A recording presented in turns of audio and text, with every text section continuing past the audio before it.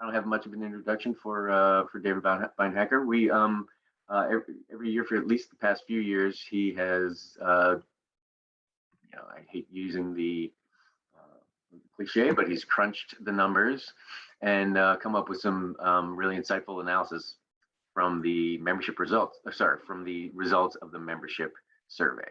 And to stop my stumbling on my words, I'm just going to pass it over to David, and he's going to run a presentation for us. All right. So good morning, everyone. Let me see if I can successfully share my screen. We get a thumbs up. Somebody see. Okay, good. Let me make sure. Took it out of prison. There we go. So David Beinhacker, my wife and I have been members since 2008. The preamble, there's a lot of baby discussion, right? So I'm on the opposite end to some degree. My wife and daughter right now are up in Boston doing college tours. So eventually you'll get there once you get past the, we gotta put the crib together stage. Regardless, why I'm doing this, just to give people a little background who haven't heard this presentation before. So I do market research. My firm is a market research firm. We do full service market research, but we really specialize in the ... experience. So the ... could be customer, the ... could be employee. In this case, the ... is member experience. So during the introduction, right, there was the, no experience necessary in for one of those roles, kind of being I guess behind the scenes producer of the hybrid. I actually have experience with this, so it's not a fitting a square peg in a round hole. So what we're going to be doing over the next, I don't even know how long, maybe 20, 30, 40 minutes, we'll be reviewing the results from last year's membership satisfaction survey. A lot of numbers to review today. I'm going to talk about the numbers. I'm also going to give my 2 cents, kind of my read on some of the numbers, but I will, and let me make sure the chat is on for me so I can see if things pop up. I invite questions and comments. I think that it's bad if I'm the only one talking through all this. So a couple of ways you can do this. Drop it into the chat. So I'm going to be doing multiple things at once. So if I'm missing it, it is not a problem if you interrupt. So just jump in, because there's not just 8 questions I think about the survey itself, and I'll be able to answer those, but there's a number of folks from the board on as well. And so if there are things I think broader about the strategy, about the kind of the why that got us to the point that we're looking at today, or the what's next as a result of this, as well as other listening posts, I think they'll be able to handle that, as well as not just questions, but kind of offering commentary as well. So it's not just my read, but kind of the membership's read. So let me first kind of give a bit of a background for people who don't know about the survey itself. Longitudinal study. What a longitudinal study, what you want to do ideally is you keep things consistent over time, so that when you see change or lack thereof, it's not a function of methodology. It's a function of because what's going on in the membership, or what's going on externally that's affecting the membership. We were really good about doing this in terms of, over the number of years, at least the last 3 or 4 or 5 years, the survey really has been pretty consistent. Though it's not perfect in terms of the consistency of what we're looking at today. And so let's talk a little bit about what's the same, as well as what's a little different. So what's the same really is functioning on the how and focusing on the what. Right, so the how, same way we capture data. So there's been a survey, it's from Program to SurveyMonkey. It's a good survey in that sense, where going through that process has been the same year over year over year over year. In terms of the questionnaire, it's really looking across, I said experience. I always talk about the life cycle of the customer experience. Really, this looks at across the life cycle of the normal membership IFFP experience, try to capture feedback across all of those components, though we've had to make some changes here and there, mostly because of what's happened with COVID and some things that we had asked in the past that we don't ask now, or some things that we need to ask a little differently because of the dynamic that's going on. But by and large, the how and the what are the same. Where there are some differences, it's a bit on the who, and it's not in terms of the who of who's being asked, because it's a census. Basically, everybody is invited and invited multiple times in order to participate in the survey. But the who, in terms of, you could see 55 completed surveys, and if you look below, you may say, well, that seems a little low, and it is. And so there's some, I'd say it more than meets the threshold in terms of enough data back to allow for good basis for making decisions, drawing conclusions, taking actions, things along those lines. But I think it's indicative of a couple of things.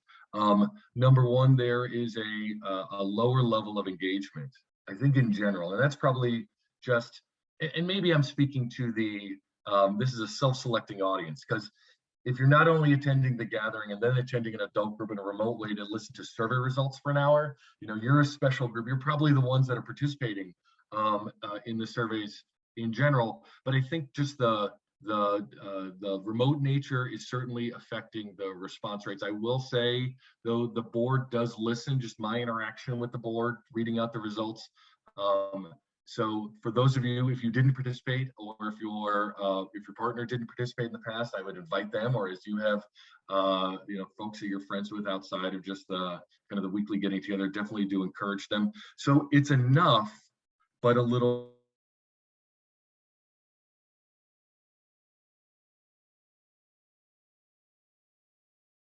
of respondents, because it's not a little less, but it's slightly different. And I'm getting a note that says my internet connection is unstable. So if I drop off, hopefully I'll be able to pop back on, but let's just kind of power through. A few more Jews in terms of self-identifying than in the past. When I said it in year one, when I did this, I had a whole list of kind of key takeaways. And at that point, I only had, I don't know, 10 minutes to read out the results. So I was trying to be kind of pithy little takeaways. And what was Jews like surveys? Well, Jews like surveys, and they still like surveys. So about half of the participants are self-identified Jews. The rest, you could see kind of a mixture of Christian interfaith. I'd say this is kind of, it doesn't really matter. I'll tell you why it doesn't really matter in a little bit, in terms of as different people have different perspectives, that's when it matters. We're going to see fewer differences by self-identified religious affiliation than we have in the past. But because that's one component, we only really measure a few things. There are a couple others that maybe do matter. And so the first is, how long have you been a member of IFFP? And if you look to the right, you see something. You don't have to be a numbers person to see, okay, for those that are 10 years or more, was in the 30s and 40s, usually 60%. So those people who participated in the survey were disproportionately older members, maybe older in terms of a tenure perspective. And in addition to that, maybe, and this is, it's kind of a hand in glove, those people who participated were disproportionately likely to have no kids within the Sunday school. And, while I said the Jewish versus Christian view doesn't necessarily matter, this does, to the degree that those members who are newer, 5 years or less, lower satisfaction with, and not low, there's really nothing that's going to be low. It's all kind of within the paradigm of the IFFP good, but certainly lower. And we also see, you can see at the bottom, certainly a gap between a view of no children in Sunday school versus children in Sunday school. This is really, it's not a different finding. I would say this is kind of the same finding, because that Venn diagram of newer members and children in Sunday school, tight overlap, longer tenured members, no kids in Sunday school, a tighter overlap there. But I think it's something that we need to do when we interpret the results, not necessarily from a sentiment standpoint, because the good is going to stay the same regardless, but maybe from an actual numerical standpoint. If anything else, this is going to inflate the results from a numbers perspective, simply as a function of those longer tenured members, which in effect means those members who, like me, have no kids in Sunday school, collectively have slightly higher levels of satisfaction than those that don't. Okay, let me pause because this is the methodology and the methodological component, but I don't want to just jump in. I'm going to look at the chat. So the first question: these are people with positive views, or just the number of respondents? Well, the right answer is it's the number of respondents. There were 55 respondents. There's going to be pretty tight overlap, as we're going to be seeing in just a second, where it's almost analogous to the number of people with positive viewpoint. Nevertheless, any other questions about the who, how, when, where, why? Ian, I think you just unmuted, so go ahead. Yeah, it seems like your breakdowns here are usually 2 or 3 years, and more than 10 is an infinite range. So if you had done 11, 12, 13, 14, 15, 16, I'm not sure it would appear as stark as you have it here. Yeah, I think that this is all, and again, there is the objective, here's what the numbers are, and then there's the subject, here's what David Beinhacker thinks what the numbers are. So I'm now going to turn to the subjective piece. I think just in general, the remote nature of IFFP has caused, or those folks who already have their kids out of Sunday school, they're a member of IFFP kind of from a broader reason, more than just the Sunday school component. So it's a lot easier to withstand some of the turbulence that goes along with the virtual learning environment. And that's maybe what's driving a short-term skew. It may also be the ones that are participating in, and it's not like these are the individuals whom they would be participating in an adult group in the past because they're captive audiences that they're waiting for an hour or so while their kids are in Sunday school. You're making it as a choice, and this is all kind of tying towards the same goal. But yeah, there probably would be kind of more granular as you if you broke it out into your components. I still think that as you combine those longer tenured views, regardless if it's 10, 11, 12, 13, 14, 15, 15 plus, even something like that, that longer tenured group still would be having a more positive view collectively. Just something to think about as we take a look at the results. And, it's just interpret in the proper context. I sometimes joke in some of my presentations to clients that you could do a drinking game, and if you took a drink every time I said the word context, the entire audience would be drunk after an hour or so. But this is kind of that same contextual standpoint for the results. Good. So that's the setup. And again, if there's any questions, definitely jump in. Now on to the results. What do the results say? And kind of a precursor to the question of, were those 55 people who had responded to the survey or who had a positive view? And I said, well, to some degree it's analogous, and that's because on a 7-point scale, so we use it's called a little survey background, a Likert scale. A Likert scale is one where it's evenly balanced with a neutral category in the middle. We have a 7-point Likert scale. One of the reasons we have a 7-point Likert scale is that there is such a positive skew of the results in general. Basically, the way that we could ask this question really shouldn't be overall, how satisfied are you with IFFP? It's overall, to what degree are you satisfied with IFFP? Because the self-reporting is a clear skew towards the positive. Virtually nobody, and not just virtually, I guess there's 2% or so, are saying they have a degree of dissatisfaction with IFFP. It's all satisfied. And for the top box, those people that are saying very satisfied, it's higher than ever. 6 and 10 are very satisfied, right? So virtually all satisfied, most very satisfied, and an all-time high for satisfaction. Now, again, the contextual standpoint, it's the watch out. And it's not a bad thing, but there's something in survey design, survey administration, survey analysis. There's these various forms of error that can go into a number, that can influence a number. And one of these things is called non-respondent error. And non-respondent error is a situation where those people who do respond to a survey operate fundamentally differently or even slightly differently than those people who don't respond to a survey. So we saw a couple of things previously. On one side, we saw a spike in those who had 10 years or more. And we also saw those folks that are longer tenured happen to have a higher level of satisfaction. So we have more of the people responding to the survey who are in a more positive manner. That likely, I think, is what's driving this concept of an all-time high. But I'm going to still say, but there's a caveat to that. Even if that wasn't the case, we still wouldn't be ending with a finding that we would be saying, well, there are low or middling levels of satisfaction with IFFP. So just kind of modeling things out. And it's a bad model in terms of it's not, I think, an accurate representation.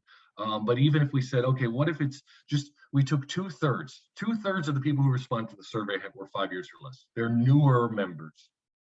And a third are greater than 5 years. You'd still have, and you can see in this, there's a text box on the right-hand side, index score. It takes all 7 of these categories and basically does an average. And instead of it being an average, like a 1.2 or 6.9, it's all based on a 100-point scale. I just converted it to a 100-point scale. The average based on this hypothetical, kind of flipping it on its head, a lot less older members, a lot more newer members responded. You'd still have an index score of nearly 85, well within what I'm going to call the normal band of satisfaction. So that's the point of satisfaction remains strong, despite, I think, what is an overrepresentation from kind of represented from the actual what the population of the IFFP membership is of the longer tenured members. Now, thinking about the satisfaction, one of the things I said earlier was, well, it wasn't just tenure where there were some differences. There were some differences in terms of higher citation of those self-identified by Jews, and that's kind of trickled up over time, but just more. And I said, well, not really a bigger deal. Why is it not a bigger deal? You can see on the far right-hand side, the view of IFFP, whether you self-identify as Christian, Jewish, or interfaith, is relatively tight in terms of the band. There's always going to be a best, a second best, and a third best, but it's 3.1 index points. You have to go all the way back, 4, 5 years to see a situation where it's that tight. And if you think about some of the reasons why, if you look 2 years ago, you could see the citations of those saying that they were Jewish were, kind of fundamentally lower than everything else. Well, what happened there was I'll call with quotes the rabbi uncertainty. Well, that was settled. That's been settled down. And not only has it been settled, it's been settled and had a chance to settle. There's been a full year of getting everything kind of normal, and any sort of bumps or newness, kind of any of the things that would happen at the start of a relationship as people think about what the experience is like. That's kind of all ironed out. And so right now we have this close kind of tied connection. I think it also is interesting to note that when you look at the results now, it's not just a tight band. You take a look at the far left-hand side where the tight band is. It's a tight band at a higher level of satisfaction. Again, this is all kind of framing where are the mindset of the members, or what is the mindset of the members when it comes to IFFP in the gestalt, in the whole.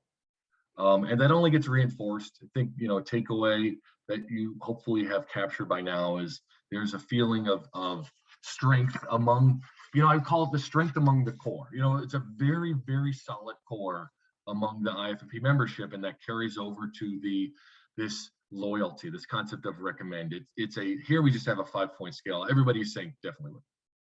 And it's not everybody, but it's virtually everybody. And virtually nobody, really nobody is saying no, and only a few people are on the fence.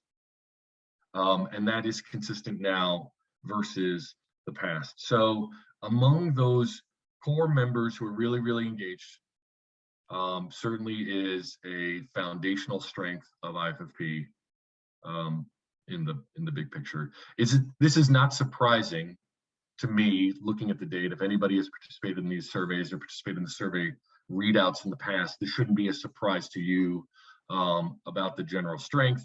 It's just thinking about the reasons why, and then also the biggest watch out is understanding what would be causing kind of that disengagement, and where is the read of those who didn't respond, and is there something potentially being missed in terms of what really matters, and what the board and then the organization as a whole, membership as a whole, can do to help kind of solidify that core and, of course, grow towards the margin. Okay, let me pause for a second. Any thoughts, comments, questions about kind of the bigger picture view, overall SAT, overall loyalty, before we start talking about the why? I'll just jump in and say thank you to Rabbi Debbie for helping iron out that 2 years ago thing. I mean, it's not easy. Yeah. Transitions are difficult. I mean, candidly, they suck. They never go well in any organization. And so the questions are, it's not, is there going to be kind of a bit of a trough? It's going to be how deep and how long. And the goal is to make it shallow and to make it short, as opposed to eliminate it altogether. That's aspirational, but it very rarely actually is achieved when there are leadership changes at any sort of organization. Okay, so on to the why.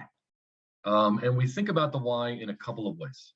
And by I say we think about, we ask or we interpret, because there's a straightforward, in my terminology, I call this direct importance or stated importance. Essentially, it's what's important for you as a member that's going to keep you coming back to IFFP. This is an open-ended comment. People can write one word, they can write tremendously numbered, they can write a paragraph, they can write a dissertation. I then go in and I code it and I say, what are the themes that people are saying? And then I tabulate that. And so here are the top 5. And if you happen to have a good memory and you remember what last year's top 5 were, they should look pretty much the same, because they are the exact same top 5. But you also, if you have that great memory, say, well, the numbers aren't necessarily the same, and the ordering isn't necessarily the same. And I think there are 3 things that jump out to me.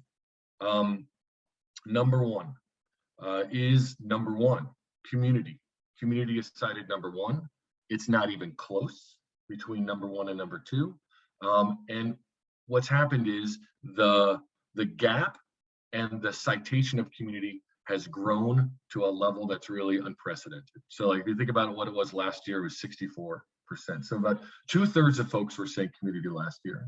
Now it's closer to 3/4. And if you think about why, I think this is to some degree a reaction to a full year, or now a year and a half of what's going on with COVID. There is a lot of work that's being done by the board and then by the volunteers, who ultimately are the ones that are having to enact the various things in order to continue to foster a sense of community. The fact that this is what is top of mind to a lot of folks certainly validates that. Now you may say, well, gosh, this is still a religious organization. Is it bad that the religious components aren't number 1? I would say not necessarily, especially in a organization as interesting as IFP, in terms of bringing different people together that don't have a kind of a monolithic or universal view. Or what is universal is the fact that there are differences in terms of everybody's family makeup and how everybody's balancing that out and going through. And so a lot of what sticks things together is those community piece. So that's kind of the number 1 thing, is community. Number 2 is Sunday school. About 1/4 of the folks are saying Sunday school, just the same as last year. Last year's 20%, 27%. But among those where it's 5 years or less, it's 42%. So it's one of those things where you look at the view as a whole, but when you look at also think about things at a more specific level, newer members.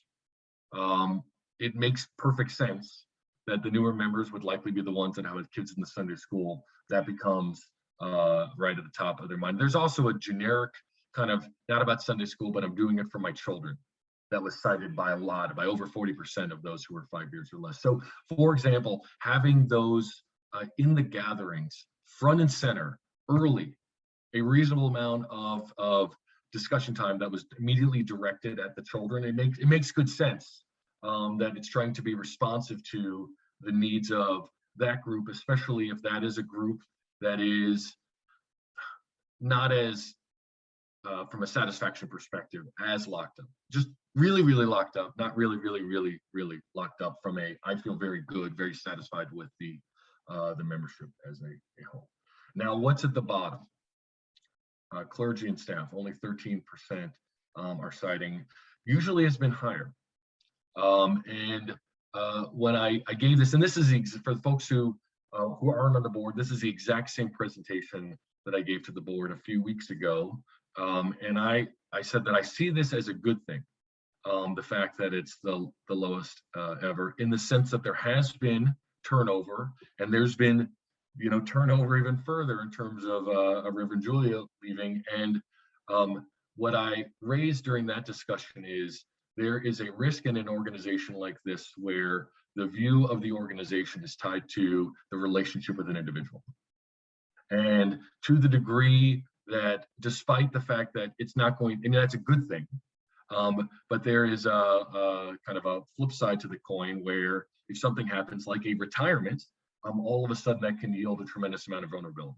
And if everybody had said, well, I'm here because of Rabbi Debbie or Reverend Julia or Reverend Sam, all of a sudden they bear a lot of the burden on their particular shoulders. And if something happens, that creates a tremendous vacuum that may not necessarily be able to be filled so easily. So the fact that this was so low, I saw as a pleasant and unexpected piece of the results that is saying to me that as we encounter further transition, that as I said, make sure the trough isn't going to be as deep and it's not going to last as long. It suggests that it may not be as deep or as long, just based on, again, the normal outcomes of transitions in leadership in organizations.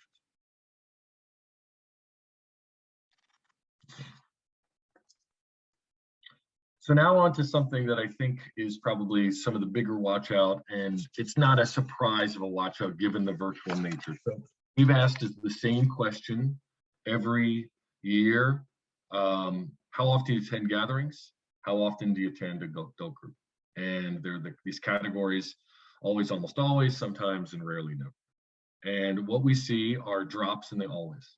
And this is among the group of people who are participating in the survey that we know is a smaller group. So I think this probably maybe even understates where some of the engagement is. And this is, I think this is natural in the sense that there is an easiness to say, well, because I don't have to physically go to a location, there could be kind of or I'm getting out of what would normally be a routine, a physical routine. It's easy to, on the margin, potentially say no every once in a while, or many onces in a while, that otherwise you would say yes. And we see a drop there. I know I'm guilty of this. I live in Alexandria. It's not a 5-minute drive.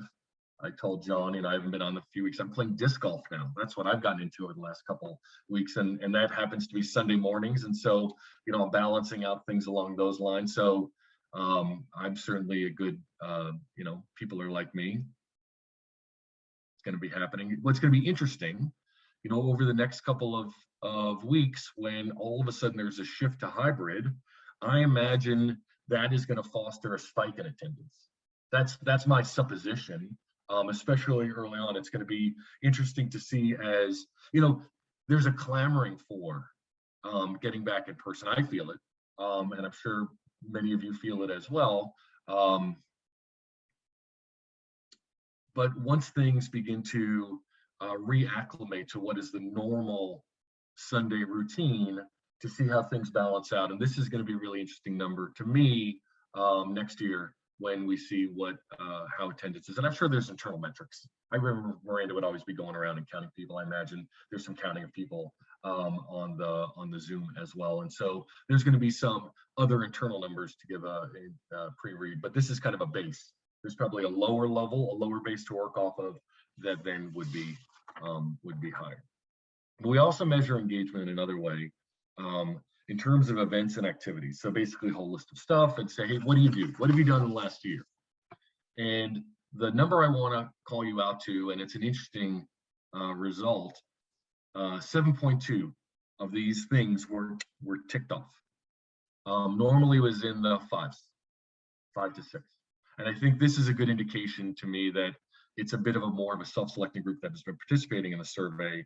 What you could see, more for things like the high holy days, more for things like religious service, lower on the adult group side. Not that happens once, it happens all the time. I think it speaks to the difficulty of doing adult group remotely. And Heidi, you have a comment or question? I'm just jumping in to say that it occurs to me that this upcoming year's survey, I know we like to keep it, the instrument as consistent as possible, but this upcoming year's survey will include virtual members. And because we're hybrid, it's not a going back to in person, it's hybrid. Some of these, it's just going to be fascinating how we have to alter the instrument to include that virtual experience. I'm just throwing that out there. That doesn't reflect on this data, but anyway, sorry. Okay, now I'll lower my hand and shut up. There's going to be a need, or I would imagine we would want to have a need to say, how have you, since IFFP has converted to a hybrid model, what is your attendance method? Is it in person always? Is it hybrid, or is it remote always? And getting a sense of what is the view and what is the perspectives of that, because there may be opportunities where you could see, or we could see, that things are really working well for a group in this particular way, but they're not working for a group in that particular way. And then maybe there's something to be done, and maybe they're saying they can't, but at least we'll collectively have the information to know where the strengths are and where those gaps are. Here's what's interesting also, because it's not just, and I want to say this is associative. What I'm about to share is, it's not because of A, I'm doing B, it's because I am doing A, here's what my B is like. So the A is, among those who are attending each of the events or activities, what is the associated satisfaction among that group? And so remember 7.2, people are going to be double counted a lot, but you still do see a rank ordering. And in no cases do we see a lower satisfaction index. But we definitely see, and I think it's been rebranded, the Women's Retreat really strong, Passover Seder really strong. I know there's a lot of pushing and communication around and encouraging the attendance for the Women's Retreat. That's a great idea, because that's associated with, obviously members who participate in that get a lot out of it, and it carries over to the view of the membership as a whole. Passover Seder does as well. Interestingly, Tikkun Olam groups much lower, and I don't have an exact reason why. It normally is a higher a trigger.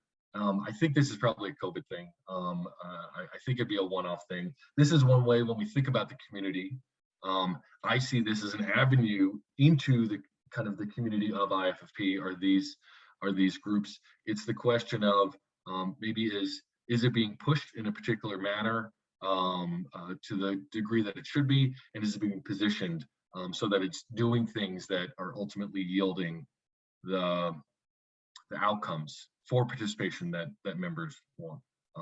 I don't have answers to that, and this is all speculative, but I think these are the sort of questions that it asks of me, and I would imagine it asks of the board and those folks who are helping run these groups. Good.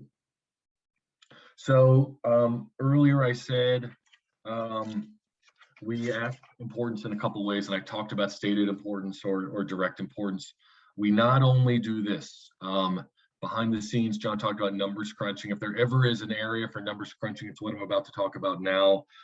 I run regression analysis, and I'm not going to go into the details of that. I'm happy to talk about somebody, I don't remember who kind of pigeonholed me a couple of years ago when we were in person, said, "Oh my goodness, I can't believe you're R squared and doing all these things." It was fun. We had a little one-off conversation. I'm going to skip over a lot of those details, but basically to say, here's what I do at a very top line level. I look at the view of satisfaction across various components, over 20 components of the member experience, that life cycle of the member, kind of the normal member experience. And I see as satisfaction goes up and down, how does that impact overall satisfaction going up and down? It's predictive. What are the top predictive drivers of satisfaction with IFFP? And what pops to me, I think, is that, and if you look at the top, here's just the top 10, and you could see their predictive strength, and you could also see the rank ordering from last year. Now, I will say, when you only have 55 returns, there is some bouncing around for this, but it's definitely, especially from just a first, second, third, fourth, fifth, that sort of deal, a really good foundation with which to draw those conclusions. But when you take a look at number 1, number 2, and number 3, all 3 of what I see as the kind of the 3 legs of the IFFP stool are represented here in terms of mattering. Sunday school, a component of Sunday school is there, right? Number 1.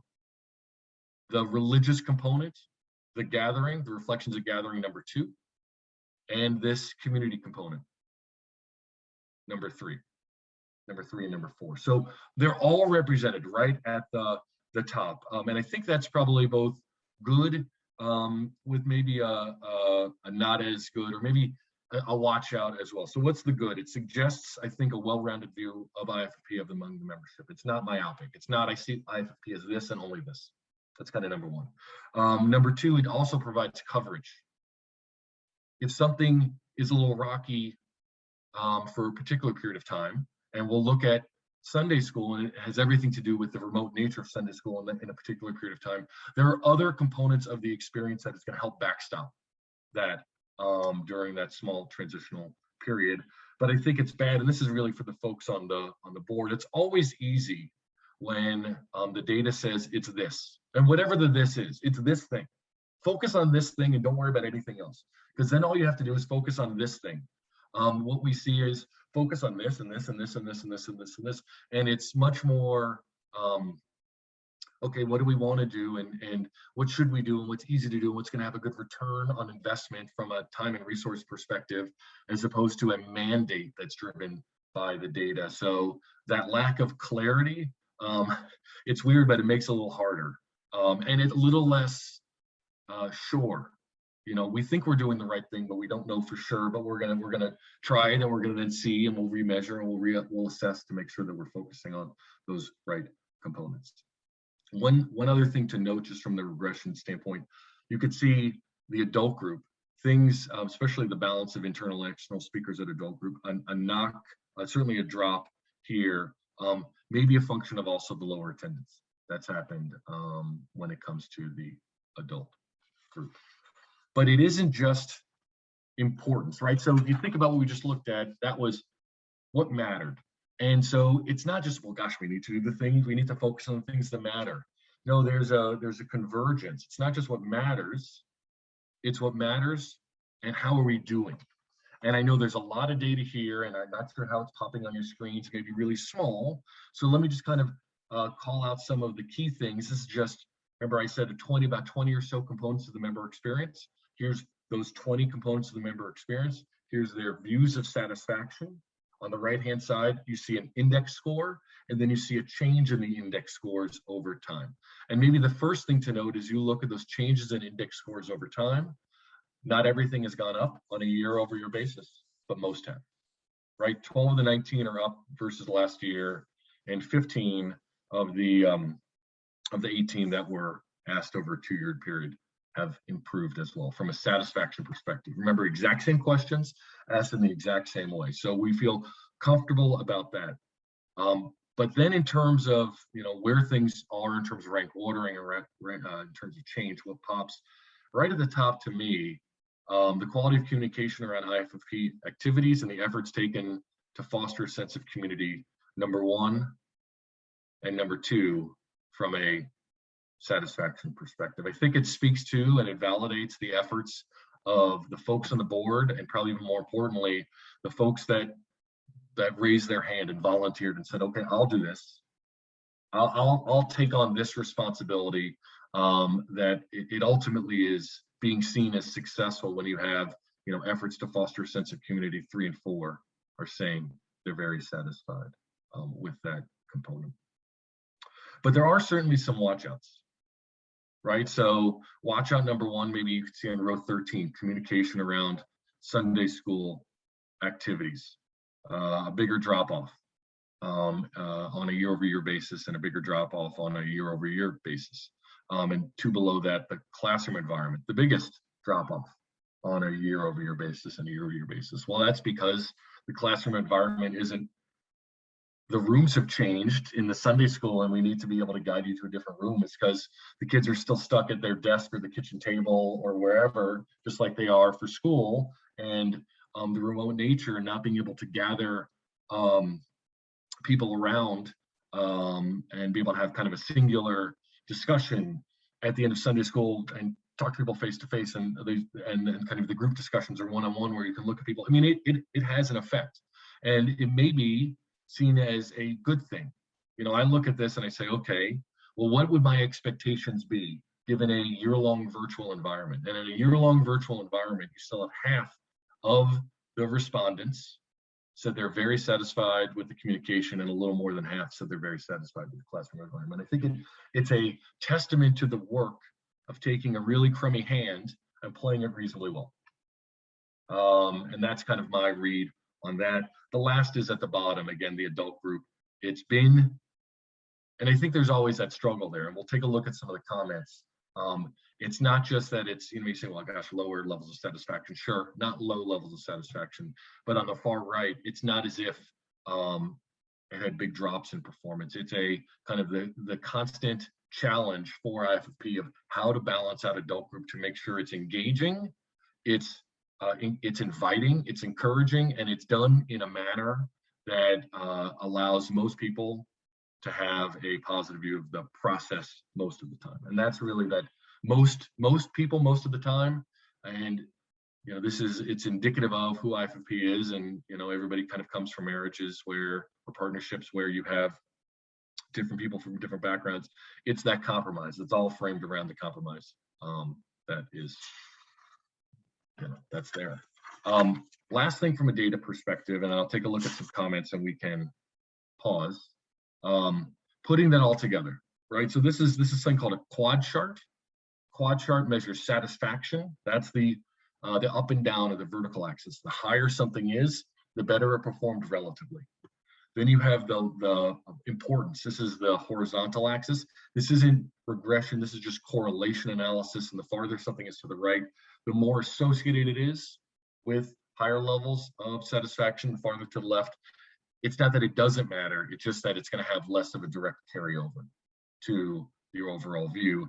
And you can see, well, what are the things that are doing really well and are really important? That's going to be in the top right-hand quadrant. The things that are doing less well, not well, less well, and are really important, that's what you see in the bottom. And certainly you can see where some of the wins are, right? Community efforts taken to foster a sense of community, a win there. Kind of the balance from Jewish and Christian, and kind of always walking that fine line to be representative of both, to be engaged and inviting for both, but not necessarily feel as overwhelming for anyone. And so basically trying to make people as happy as they can be, knowing that there's kind of this imperfect view. And then some of those one-off events, Christmas Eve service, high holidays, where those opportunities are, Sunday school, like we talked about previously, adult group. And then I think you could see the reflections. And while it's an opportunity, it's, I think, only an opportunity in the sense that what the clergy say really matters to the membership.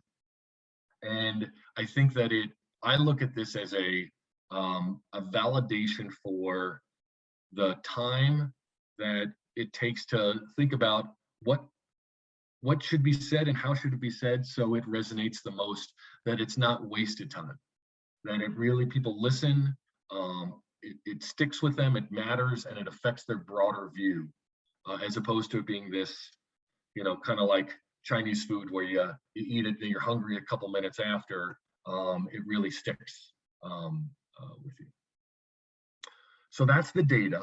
What I want to do now is I just want to, I always talk longer than I think I will. I just want to have some qualitative comments to wrap up, and because it's not just a quantitative survey, right? So we have some questions, and deliberately, and the good news is I always worry when we put as many qualitative comments, opportunities to provide qualitative comments, that people can get written out.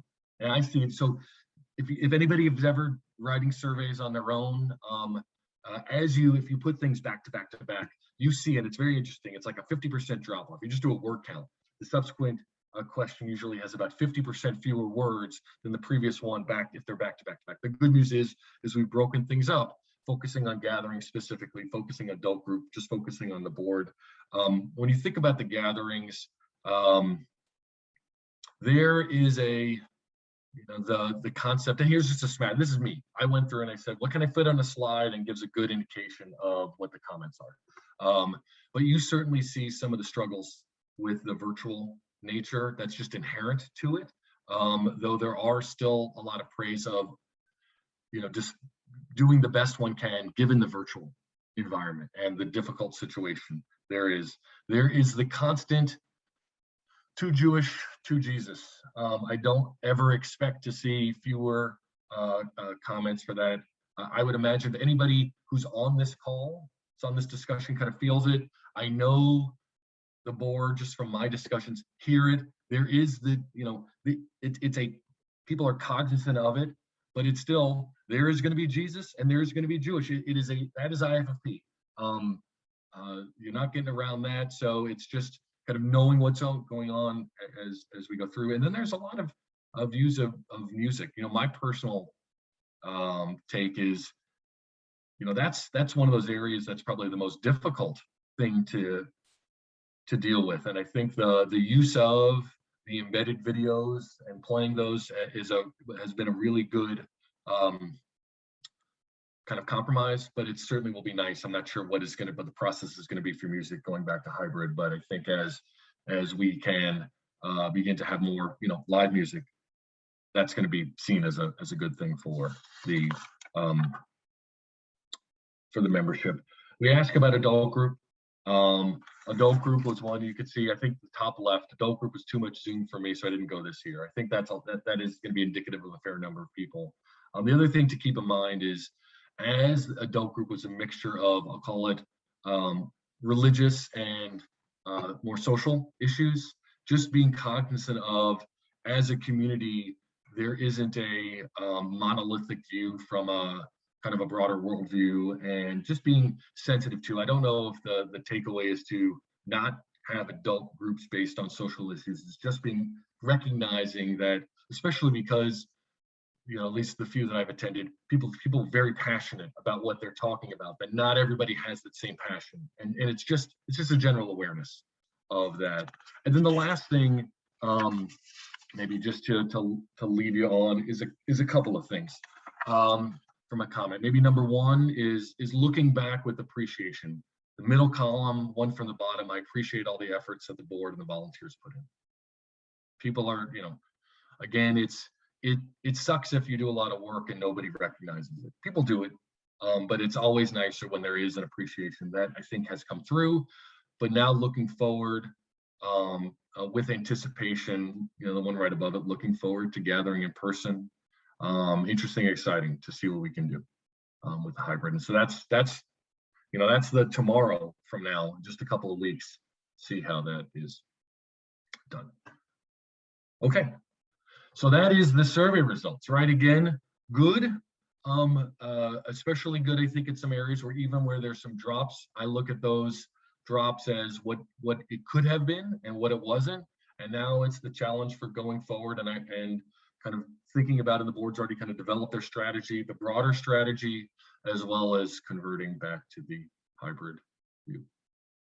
So I'll turn it back over to questions, comments, or thoughts from the folks on the board. First of all, thanks a lot, David, very much. I love this stuff. Yeah, that's all. Yeah, any questions, anyone? about anything. Thank you all for attending, by the way.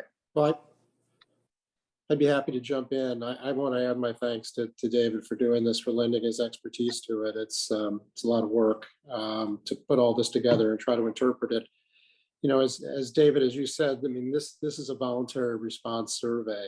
You know, it's not a random survey. It's not a 100% survey. So I would just urge us to be very cautious about making any, you know, changes or actions based on what I would consider to be small changes in the numbers. Even a change from 85% to 70% could really represent 3 or 4 people or different people who are participating. So I think we just have to be, you know, look at this as a way of raising big red flags. You know, if the difference one year it's 80 and then it's 20 the next year, I think we need to pay attention.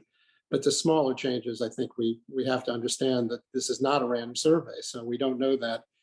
I also think it's really important, and I don't know if David, you could add this next year, is to compare some of the numbers here to where we have actual, we have hard numbers, real numbers. For example, a tenure of membership. For example, you had us this year at about 60% more than 10, 40% less than 10, but we should know what that number actually is. So we could see where, you know, is this skewed more towards older members? I actually don't think it is, probably, but we would have to look at that. And then things like attendance at our gatherings. I mean, I look at the screen every week to see how many people are online.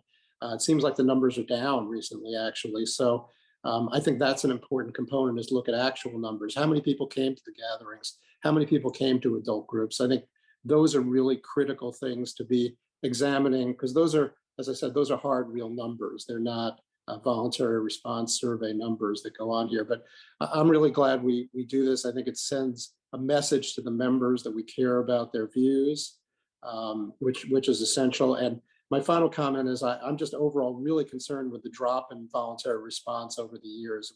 We've gone down, you know, 50% since we started this, according to your numbers, David, and that concerns me about engagement more than any of the numbers that you've presented. When it hit its peak, I remember there was an announcement and said, okay, let's like everybody, here's the link. You all have phones. Spend 5 minutes now taking the survey, please. And that certainly helped push a number of folks, because there was an immediacy there, as opposed to another reminder that maybe got blended in with a broader announcement. It was singular with a specific time, a specific ask. It was very easy. And to the degree that that can be done this year, and then even have the link being shown from a virtual perspective, I think would be really helpful. Because, you know, the good news is one of the reasons people don't take surveys is that there is, I think, a belief that nobody listens to it. Nobody, you know, I'm doing this and it goes into some black hole that doesn't go anywhere. Why should I spend the time? The testament to this organization is this is a true listening post. One that I don't think, and so I'm going to agree with you, Ian, that the data is one that says it's kind of patting people or patting the organization to make sure we stay within the lines that we're already moving in, as opposed to saying we need to make some grand right-hand turn or left-hand turn. The data does not suggest a fundamental shift in strategy and approach. It's just kind of being aware of kind of the solid core, and then trying to expand that solid core, maybe small enough, almost small enough. You can almost do it on a family by family level to some degree.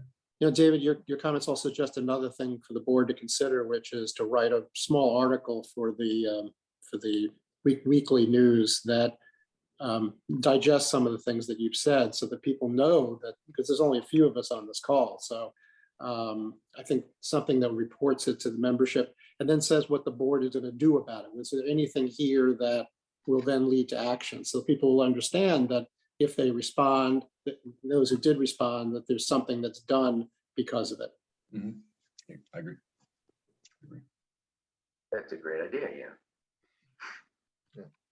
And I'll just follow up with one point, because it's an important point that Ian raised, is looking at other metrics beyond just what we're getting in the survey response. And I just want to clarify that we we certainly do that. We see and track the attendance at gatherings. We also know, year over year, what are we seeing in terms of our membership. So we're certainly keeping an eye on those metrics, but the survey provides some very valuable input to see kind of year over year how our response is, how our focus, how is satisfaction changing, to help us see what's behind perhaps a gathering in attendance or a decline in attendance or membership. And then the other thing, and I think Heidi issued a comment to this effect, while the survey is a great way for us to hear from the community, we love to hear from the community year round. That feedback really does drive us. We all 8 of us have open ears, and we encourage you by email and in forums like this to please give us regular feedback.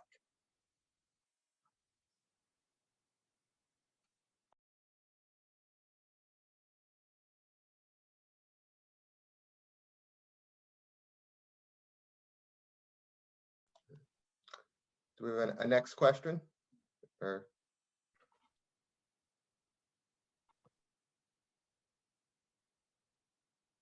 Jill Fioravanti, I think, put in the chat that David Beinacker, this is such a gift. This is like, it's just amazing that you're able to do this every year for us. And it's so nice for the board every year to count on you to do this, because good grief, we need all the volunteers all the time. And like, you're just, it can't be said enough how amazing it is to have your gift. So thank you, David Beinacker. My pleasure. This is fun. I mean, I do gather this stuff, so it's not the cliche. I like what I do, and so this is just kind of an extension of that. So it's my pleasure to do this.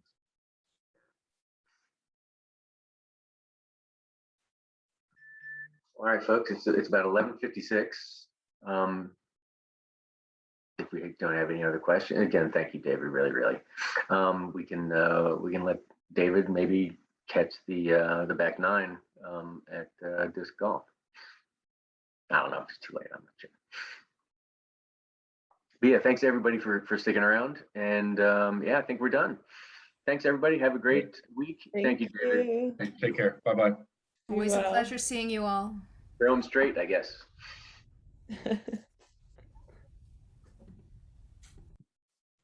See you, folks.